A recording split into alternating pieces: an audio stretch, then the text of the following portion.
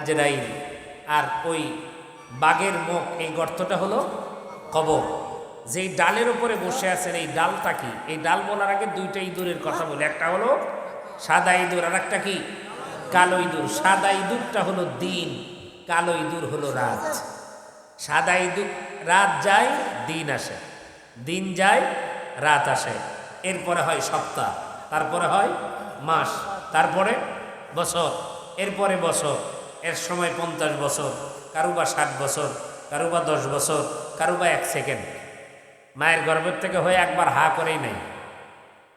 অনেক সন্তান চলে গেছেন এরকম। তার মানে কার কতক্ষণ সময়টা আল্লাহর কাছে নিযুক্ত আছে।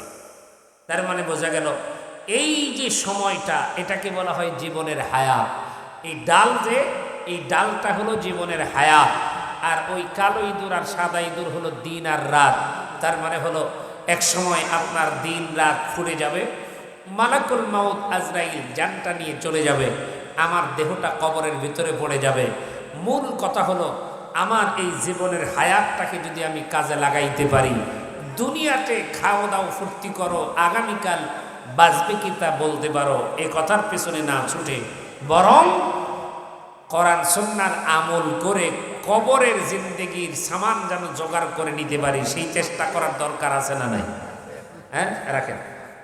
আমি 1 মিনিট, আমি আপনাদের সামনে যে কথাটা বুঝাইতে চাই সেটা হলো এই, প্রত্যেককে কবরের সামান জোগাড় করে না নিলে পৃথিবীর সব জায়গায়, রুহের জগতে একা ছিলাম না, মায়ের গর্ভেও একা ছিলাম না, কিয়ামতের ময়দানেও একা উঠব না, জান্নাতেও একা থাকবো না, জাহান্নামেও একা থাকবো না।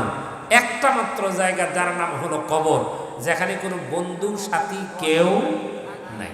জাহান্নামের মধ্যেও তো বলতে পারবো ভাই তোর কেমন হচ্ছে, জান্নাতেও বলতে পারবো ভাই তুমি কেমন শান্তিতে আছো, বাট কবরে কিন্তু কাউকে কিছুই বলা যাবে। এই জন্য আল্লাহ বলতেছে ইন্নাল ইনসানা লাফি খুসর।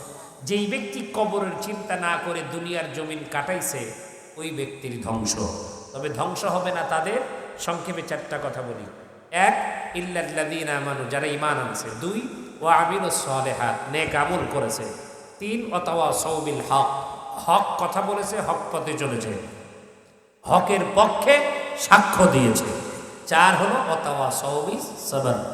এই কাজ, হকের পথে চলতে গেলে বিপদ আসবে, মুসিবত আসবে, বালা আসবে, জেল জুলুম নির্যাতন অনেক কিছু আসতে পারে, এর উপরে ধৈর্য ধারণ করা। আর এই 4টা কাজ যারা করবে আল্লাহ বলেন তারা কখনো ক্ষতির মধ্যে পড়বে না। আল্লাহ সুবহানাহু ওয়া তাআলা আপনাকে আমাকে সবাইকে বোঝার তৌফিক দান করেন। সকলে বলুন না।